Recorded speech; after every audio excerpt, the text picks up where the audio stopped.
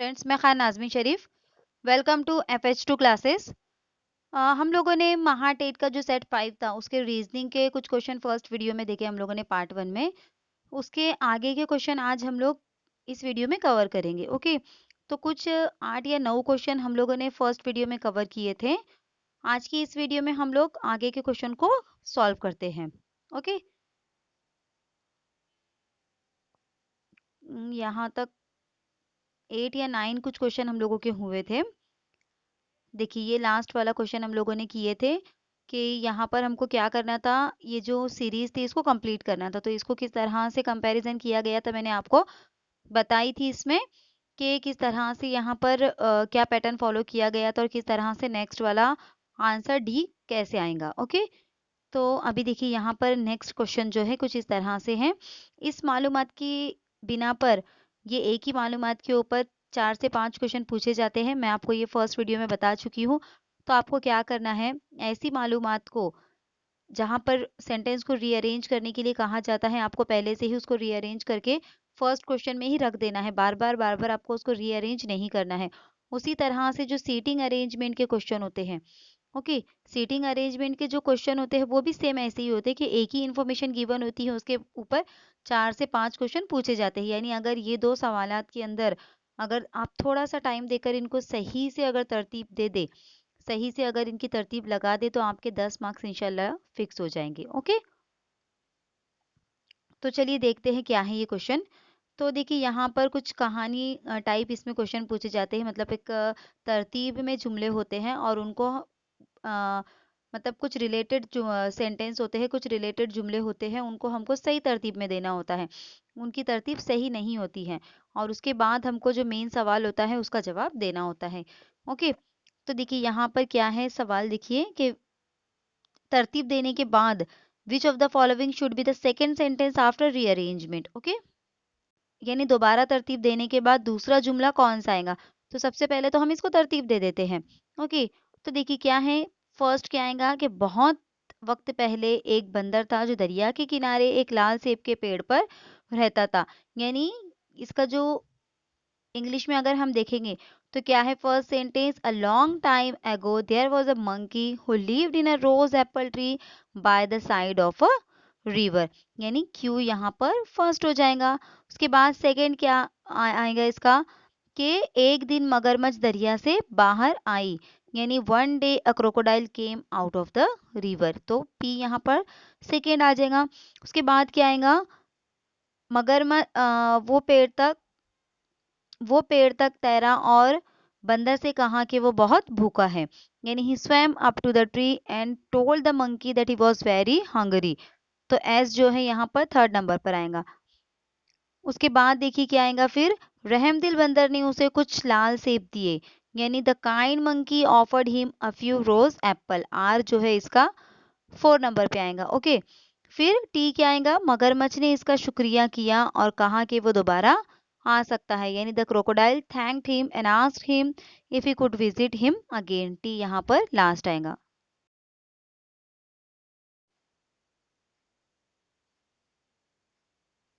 अगला सवाल देखिए क्या है यहाँ पर, find the odd one out from the given alternatives.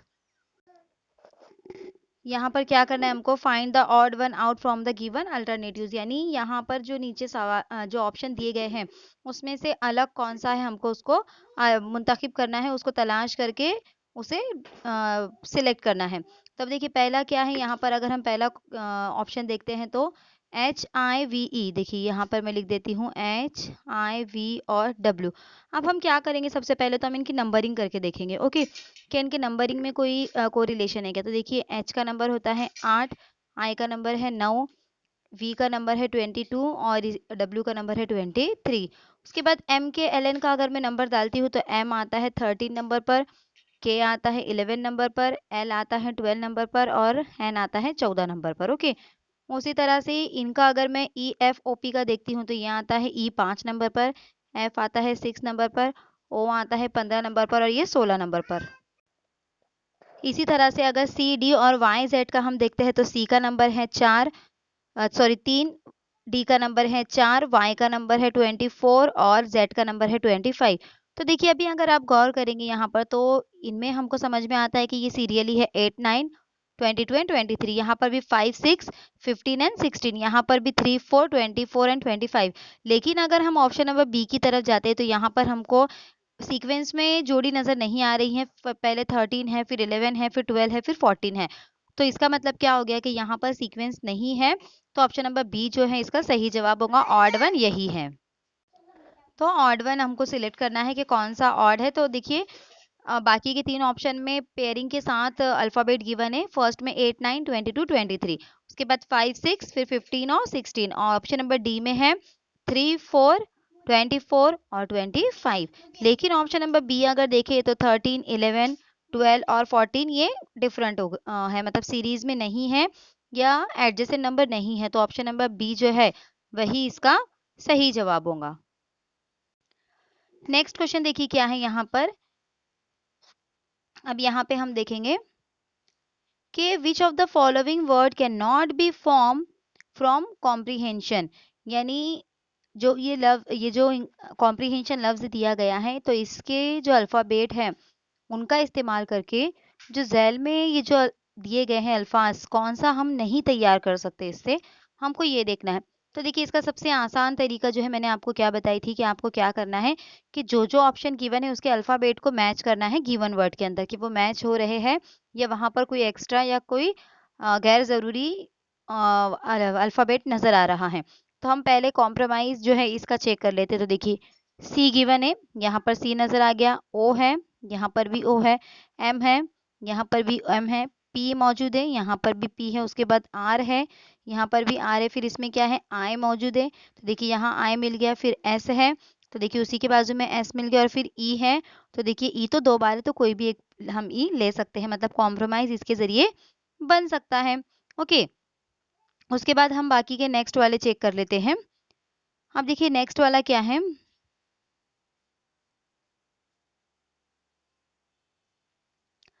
Next है पेंशन। तो पेंशन का देखिए यहाँ पर पी मौजूद है तो यहाँ से हमने ये पी ले लिए। यहाँ पर ई है, ओके ये ई है तो यहाँ से कोई भी एक ई हम ले सकते हैं। उसके बाद यहाँ पर एन है तो देखिए यहाँ से एन हमको मिल गया। उसके बाद एस है तो देखिए ये एस ले लिए। उसके बाद ये पूरा शन मौजूद है, actually S I O N, तो देखिए सीरियली यहाँ पर भी एस आई ओ एन मौजूद है, मतलब बी वाला भी इससे तैयार हो सकता है। अब ऑनियन देखते हैं हम, क्या इसके जरिए ऑनियन बन सकता है क्या। तो क्या है पहले ओ, तो देखिए ये ओ मिल गया, क्या है एन, देखिए एन मिल गया। उसके बाद क्या चाहिए हमको आई, यहाँ पर आई मिल गया। उसके बाद ओ वो भी मिल गया, उसके बाद एन वो भी मिल गया, मतलब ऑनियन भी इससे तैयार हो सकता है। अब लास्ट वाला जो है हम लोग प्रिच, ये देख लेते हैं कि प्रिच इससे तैयार हो सकता है या नहीं। तो पी चाहिए हमको तो पी तो मौजूद है, आर चाहिए आर भी मौजूद है, ई चाहिए हमको तो यहाँ पर भी ई मौजूद है।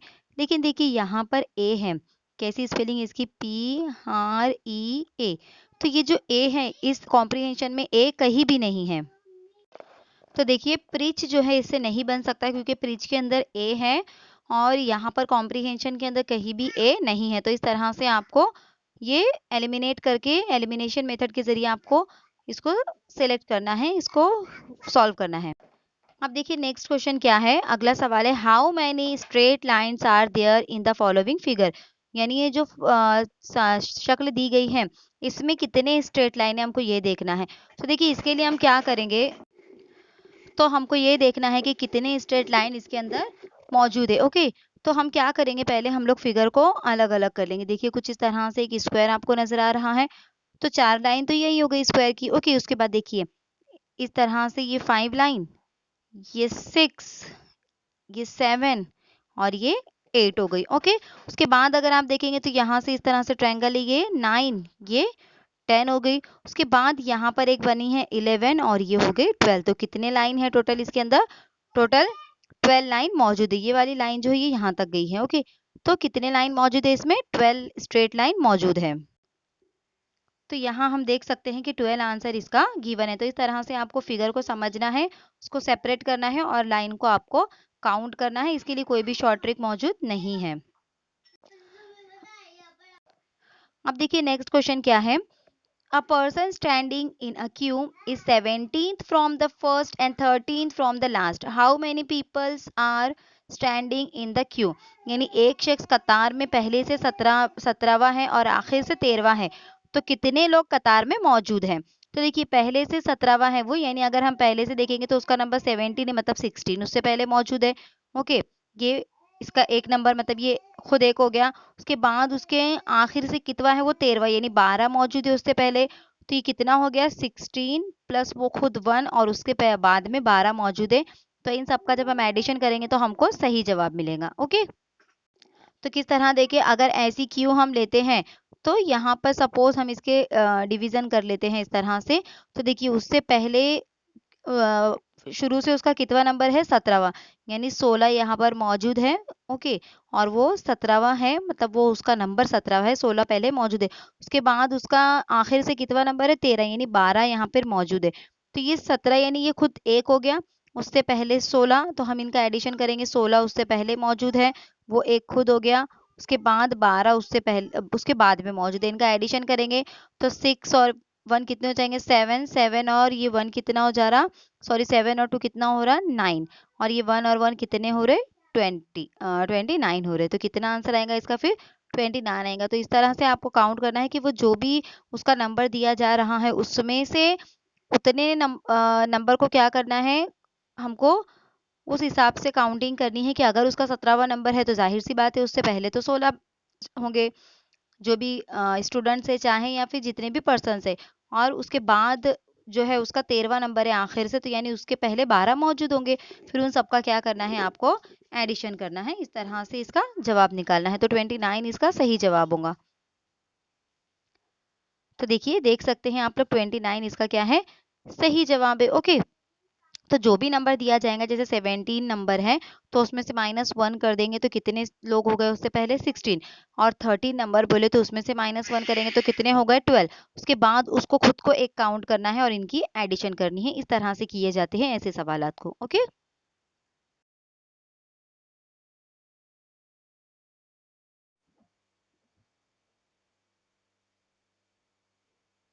अगला सवाल देखिए क्या है यहाँ पर। अगला सवाल है स्टेटमेंट है और कोर्सेज ऑफ एक्शन हम क्या कर सकते हैं हमको वो देखना है। ओके, मतलब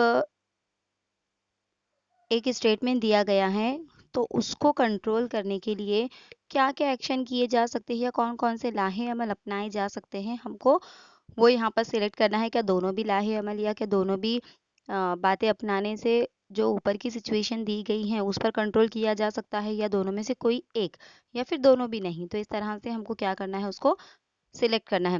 तो देखिए क्या है यहाँ पर कोर्सेस ऑफ एक्शन या स्टेटमेंट क्या है, देखिए यहाँ पर case of rapes are increasing and the government is being put to shame, यानी मुल्क में रेप केसेस में इजाफा हो रहा है और हुकूमत को शर्म दिलाई जा रही है। तो अब देखिए इसको कंट्रोल करने के लिए या इसका लाहे अमल क्या हो सकता है, क्या इसके लिए हम कर सकते हैं। तो ensure hardest possible punishment to the culprit, यानी मुजरिमों को सख्त से सख्त सजा दिलवाने को यकीनी बनाएं। इंश्योर स्पीडी ट्रायल, यानी मुकदमे की जल्द कार्रवाई को यकीनी बनाया जाए। तो देखिए ये दोनों भी हैं। अगर मुल्क के अंदर रेप केसेस में इजाफा हो रहा है तो इसको कैसे रोका जा सकता है कि मुजरिमों को अगर सख्त सजाएं देंगे तो सख्त सजाएं देने की वजह से आइंदा से कोई भी इस तरह की हरकत करने से पहले 10 बार सोचेगा। ओके, और आजकल इंडिया में क्या होता है, देखिए जो मुकदमे हैं वो कई सालों दर सालों सालों दर सालों वो मुकदमे जारी रहते हैं, लेकिन उसके लिए कोई भी इंसाफ या कोई भी उसका फैसला नहीं हो पाता है। यहाँ तक कि जो जिसके साथ ये होता है या जिसके भी साथ कोई हादसा होता है या जिसके साथ भी रेप वगैरह होता है वो मर भी जाता है, तब तक भी केसेस सॉल्व नहीं होते हैं, मुजरिमों को सजाएं नहीं मिलती हैं। तो ऐसी सूरत में भी क्या होता है कि और हिम्मत बढ़ जाती है मुजरिमों की। ओके, तो अब ऐसी जो सिचुएशन है तो इसको कैसे कंट्रोल किया जाए। तो अब ऐसी सिचुएशन को कैसे कंट्रोल किया जाए कि जो रेप के केसेस है वो बढ़ रहे हैं, तो उसको कंट्रोल करने के लिए क्या किया जाए फिर।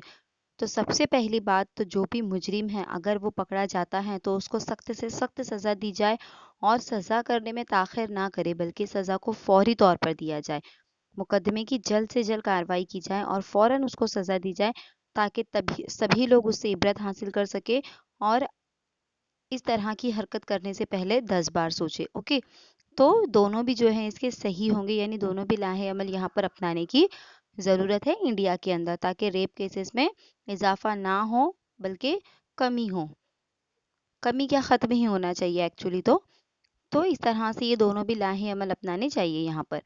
तो इसका जो सही जवाब होगा वो क्या होगा, देखिए हम देख सकते हैं बोथ आएगा इसका। ऑप्शन नंबर डी जो है इसका सही जवाब आएगा, बोथ 1 and 2 फॉलोज। यहाँ पर ये इसका सही जवाब है। देखिए देख सकते हैं ऑप्शन नंबर डी यहाँ पर मौजूद है। ओके, इंग्लिश में देख लेते हैं हम। A is A is the mother of B, B is the sister of C, D is the son of C, E is the brother of D. How is E related to A. तो अभी सबसे पहले हम देखते हैं क्या कहा गया है कि ए इज मदर ऑफ बी, यानी ये जो ए है वो किसकी मदर है, बी की मदर है। ओके, यहाँ पर हम लिख लेते हैं ये कौन है, बी की मदर है। ओके, उसके बाद क्या कहा गया, B is the sister of C, यानी ये सी की, ये दोनों, ये कौन है, बी इसकी सिस्टर है। ओके, अब यहाँ पे क्या है, D is the son of C.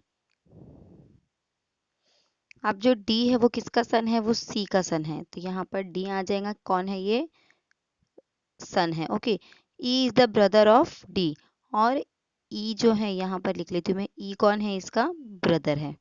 Okay, अब क्या कहा गया है, how is E related to A. तो अब हमको ई और ए के बीच में क्या रिलेशन है ये देखना है। तो देखिए ए कौन है, बी की मदर है, बराबर, यानी वो सी की भी मदर हो गई, जाहिर सी बात है ना। यानी बी और सी दोनों की मदर कौन है, यहाँ पर ए है। अब सी जो है, सी का जो सन वो कौन है, डी है। ओके, सी का सन कौन है, डी है, और ई भी है, क्योंकि दोनों भी आपस में भाई भाई बताए गए हैं ना। ई is the brother of D, यानी डी और ई ब्रदर है, दोनों भाई भाई हैं, दोनों भी सी के बच्चे हुए। और सी किसका बेटा या बेटी है, यहाँ पर सी नहीं बताया गया है कि कौन है, B is the sister of C. C लड़का है या लड़की है ये नहीं बताया गया है, लेकिन ये जो है ए इनकी मदर है। ओके, तो इसका मतलब क्या हो गया, फिर क्या कहा गया, how is E related to A. तो ये ई और ए में क्या रिलेशन है, तो ये इनकी कौन हो गई, ए जो है ये ग्रैंड मदर हो गई, और ई जो है यहाँ पर ग्रैंड सन हो जाएगा। तो ई इज रिलेटेड टू कहाँ गया है, ई का रिलेशन क्या है, तो ई क्या हो जाएगा फिर इसका ग्रैंड सन हो जाएगा, क्योंकि इनकी जो है यहाँ पर इनकी ये जो सी माँ है या बाप है ये बताया नहीं गया है, फादर है या मदर है। तो ये जो सी इनका मदर या फादर जो है उनकी मदर ए है, तो उनकी मदर ए है, मतलब ये ग्रैंड सन हो जाएंगे डी और ई, और ए जो हो जाएंगी उनकी ग्रैंड मदर हो जाएंगी। ओके, तो यहाँ पर क्या आ जाएगा फिर इसका ग्रैंड सन। देखिए ग्रैंड सन आप देख सकते हैं यहाँ पर इसका सही जवाब है। तो किस तरह से था, देखिए ए मदर थी, किसकी मदर थी, बी की, बी और सी आपस में भाई बहन थे, और फिर सी के बच्चे थे, सी के बच्चे डी और ई थे, इस तरह से थे। ओके, तो ये डी और ई ये इनकी मदर हो गई। ओके, और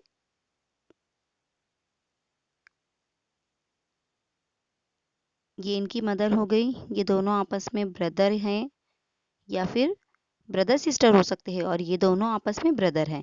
ओके, अब ये दोनों जो हैं ये इसके बच्चे हैं सी के, और सी की माँ कौन है, ए है। ओके, तो इस हिसाब से क्या हो जाएगा फिर, ये कौन हो जाएंगी, ये ग्रैंड मदर हो जाएंगी किसकी, ई और डी के, और ये ग्रैंड सन हो जाएंगे ए के। तो यहाँ पर इसका जो सही जवाब होगा वो क्या होगा फिर, ग्रैंड सन होगा। ओके,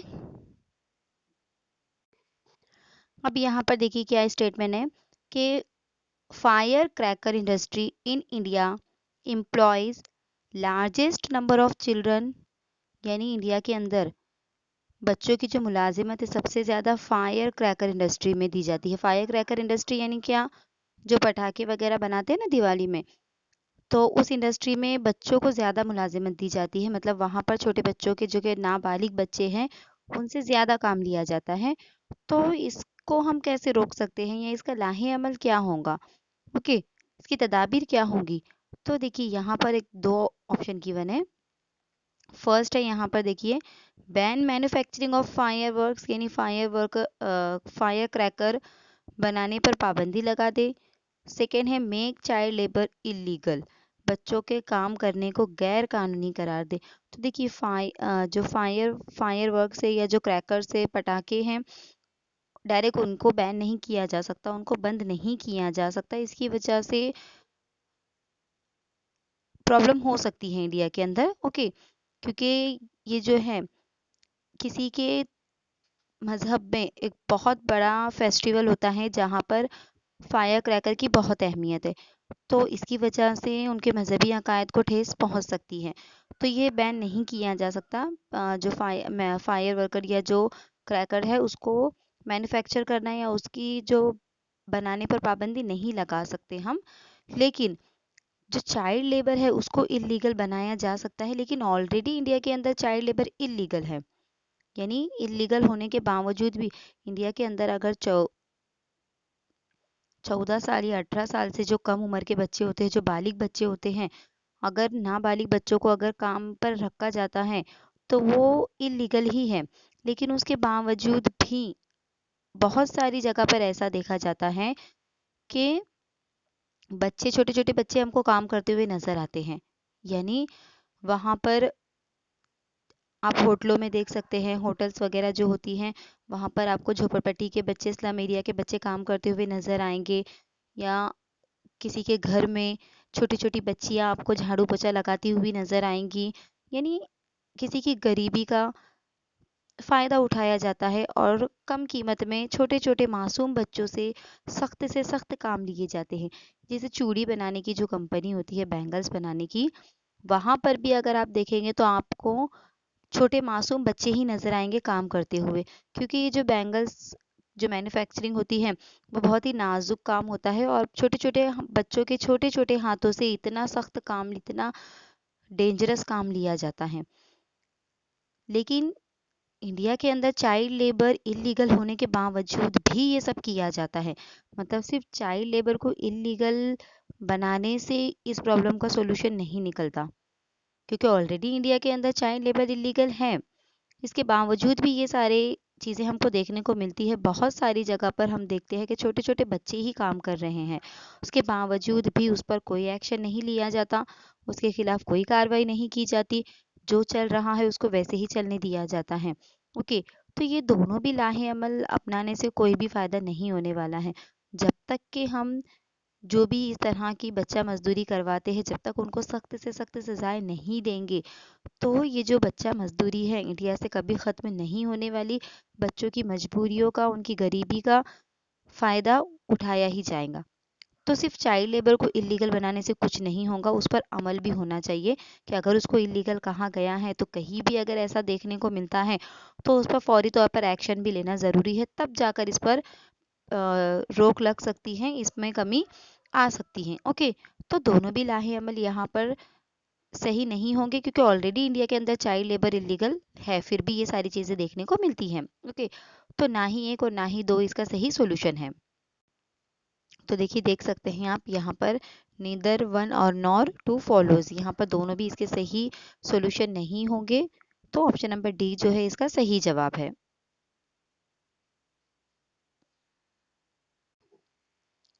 देखिए अगला सवाल क्या है, 15, 28, 43, 60, 79, 110 और 135, यानी 15, 28, 43, 60, 79, 110 और 135। क्या करना है हमको, इसमें से रॉन्ग टर्म को निकालना है। यानी दिए गए नंबर सीरीज से गलत नंबर को हमको क्या करना है, सिलेक्ट करना है। यानी इसका मतलब क्या हुआ कि यहाँ पर ये जो एक सीरीज है, तो ये सीरीज के अंदर एक ही पैटर्न को फॉलो किया जाता है। तो उस पैटर्न को अगर हम फॉलो करते हैं तो कौन सा नंबर यहाँ पर गलत आ गया है हमको वो चेक करना है। तो देखिए, अभी जो नंबर सीरीज की अगर आपने मेरी वीडियो देखी होंगी तो मैंने उसमें आपको एक रूल बताई थी कि अगर नंबर छोटे से बड़े की तरफ जाते हैं तो कौन कौन से अमल होते हैं उस नंबर सीरीज में, या तो प्लस होता है या तो मल्टीप्लाई होता है, हमको ये देखना है। तो सबसे पहला अमल हमको प्लस करके देखना है कि 15 में कितने प्लस करने के बाद 28 आता है, 28 में कितने प्लस करने के बाद 43 आता है। इसके बाद इनको को रिलेट करके देखना है। अगर नहीं होता है तो उसके बाद अगली स्टेप हमको क्या करनी है, मल्टीप्लाई की करनी है। तो देखिए 15 में कितने मिलाने से 28 बनता है, ये कैसे मालूम करेंगे? तो हमको क्या करना पड़ेगा, 28 में से 15 को माइनस करके देखेंगे ना हम लोग कि 28 में से 15 माइनस करेंगे तो समझ में आ जाएगा कि 15 और 28 के बीच में कितना डिफरेंस है। तो 8 में से 5 जाते हैं 3, 2 में से 1 गया 1, यानी यहाँ पर कितने का डिफरेंस मिला हमको, 13 का, यानी इनके बीच में जो है 13 का डिफरेंस है। उसके बाद अगर मैं देखती हूँ यहाँ पर क्या है, फिर 43 हैं, उसमें से अगर मैं 28 निकालती हूँ तो कितने होते हैं, देखिए इसको मैंने 13 कर दी हूँ, 13 में से 8 जाते हैं तो 5 बचते हैं, और ये 3 हो गया, 3 में से 2 गए तो 1, यानी इनके बीच में 15 का डिफरेंस है। उसके बाद 60 और 43 देखती हूँ मैं, 60 और ये है 43, इनके बीच में अगर देखते हैं तो ये 10 हुआ, 10 में से 3 गए तो कितने बचे, 7, ये बन गया 5, 5 में से 4 गए 1, यानी यहाँ पर 17। तो देखिए पैटर्न समझ में आ रहा है हमको, यानी ये जो है ताक आदाद के हिसाब से बढ़ रहा है, यानी 13 फिर 15 फिर 2 फिर 17, इस तरह से, यानी अगले नंबरों के बीच में फिर 19 का डिफरेंस होना चाहिए। ओके, तो देखते हैं फिर हम अगले नंबरों के बीच में 19 का डिफरेंस है क्या। तो यहाँ पर देखिए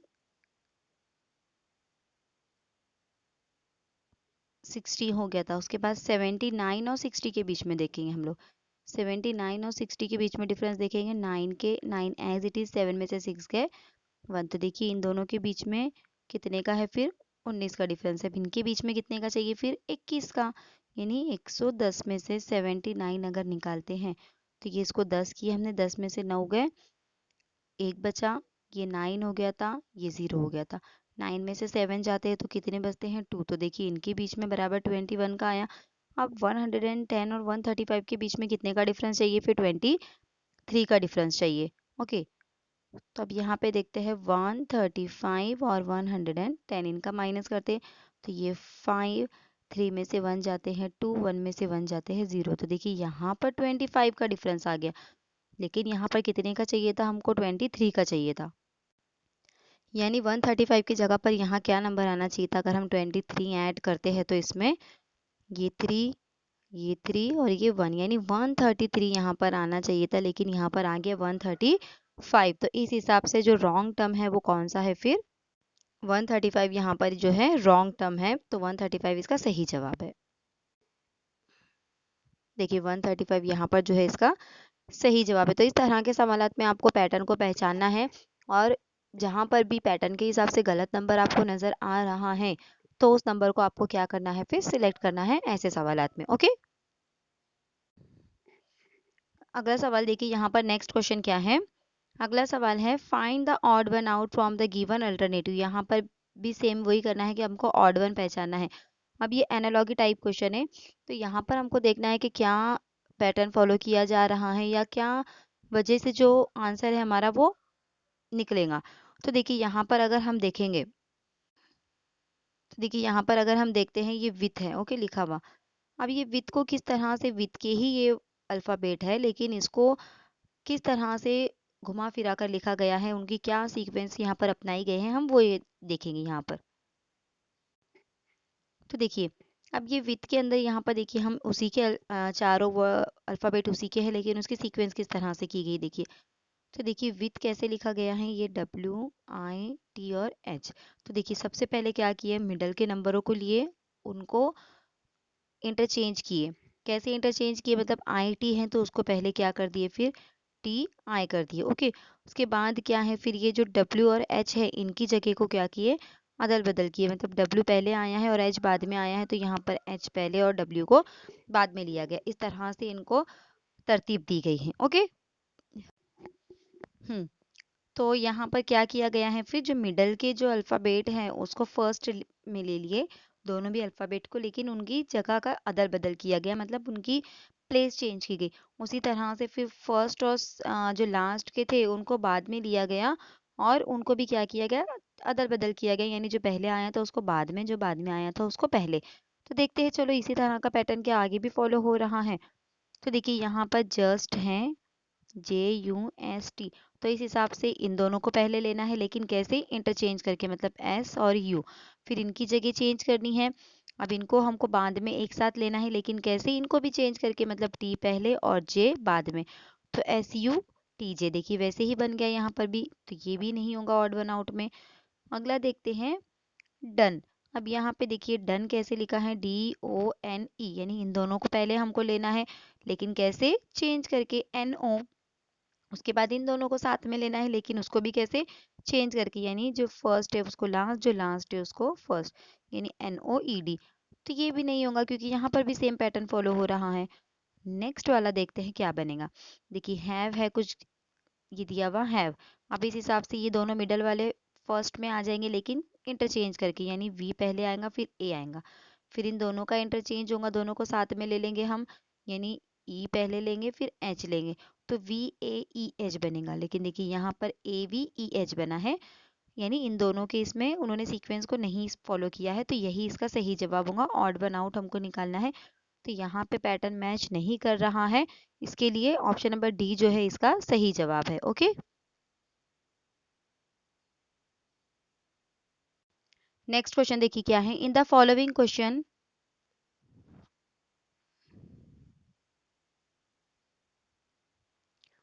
इन the following question select the related letter word number from the given alternative, यानी कि भी एनालॉगी का क्वेश्चन है कि इन दोनों में क्या रिलेशन है, उसको देखकर हमको अगले वाले का भी रिलेटेड वर्ड तलाश करना है। अब देखिए पेन है, पेन राइट करने के लिए इस्तेमाल होता है, यानी जो कलम है वो तहरीर के लिए इस्तेमाल होता है। तो फिल्टर किस लिए इस्तेमाल होता होगा, फिल्टर पता है ना आपको, फिल्टर करना यानी क्या करना, प्यूरिफाई करना, तो या फिर साफ करना, तो फिल्टर किस लिए इस्तेमाल होता होगा। ऑप्शन नंबर ए है क्लीन के लिए, ऑप्शन नंबर बी है प्यूरिफाई, ऑप्शन नंबर सी है वॉश, और ऑप्शन नंबर डी है क्लियर। तो आपको पता ही होगा कि हम अगर एक इसका सादा सा एग्जांपल ले ले, तो वाटर फिल्टर अगर घर में मौजूद है तो किस लिए इस्तेमाल होता है वो, प्यूरिफाई करने के लिए ना, यानी पाक करने के लिए, पानी को जो भी गंदगी है उससे पाक करने के लिए वाटर फिल्टर का इस्तेमाल किया जाता है। तो इसका जो सही जवाब होगा वो क्या होगा, ऑप्शन नंबर बी होगा प्यूरिफाई। ओके, जैसे कलम का इस्तेमाल तहरीर करने के लिए, तो फिल्टर का इस्तेमाल किस लिए होगा, प्यूरिफाई करने के लिए या पाक करने के लिए। तो ऑप्शन नंबर बी जो है इसका सही जवाब है। आज के लिए बस इतना ही। और देखिए ये जो सवाल है आपके सामने मौजूद है, ये आपको होमवर्क में करना है, इसका जवाब मैं अगली वीडियो में बताऊंगी इंशाल्लाह। लेकिन आपको पहले इसको खुद सॉल्व करना है। क्या करना है, इस तरह का सवाल मैंने पहले बता चुकी हूँ कि आपको यहाँ पर क्या सीक्वेंस को फॉलो किया जा रहा है वो देखना है, और उसके बाद अगला फिगर यहाँ पर कौन सा आएगा वो हमको सिलेक्ट करना है। ओके, तो ये जो है ये आपको होमवर्क में दिया जा रहा है, इसको आप देखिए, सॉल्व करिए, क्या जवाब आएगा मुझे कमेंट करके ज़रूर बताएं, और इसका जो जवाब है सही जवाब मैं अपनी नेक्स्ट वीडियो में ज़रूर बताऊंगी। ओके, अगर आपको आज की वीडियो अच्छी लगी तो इसे लाइक शेयर और मेरे चैनल को सब्सक्राइब ज़रूर करिए। कमेंट करके ज़रूर बताएं कि आज की वीडियो आपको कैसी लगी। अगर आपका कोई सजेशन है या जो भी है आप मुझे कमेंट करके बता सकते हैं, इंशाल्लाह उस पर अमल ज़रूर किया जाएगा। ओके, देखिए अभी हम धीरे धीरे क्वेश्चन को सॉल्व कर रहे हैं, लेकिन इंशाल्लाह ताला आगे हम ज़्यादा से ज़्यादा क्वेश्चन को कवर करने की कोशिश ज़रूर करेंगे। तब तक के लिए मुझे दुआ में याद रखिए। अल्लाह हाफिज़।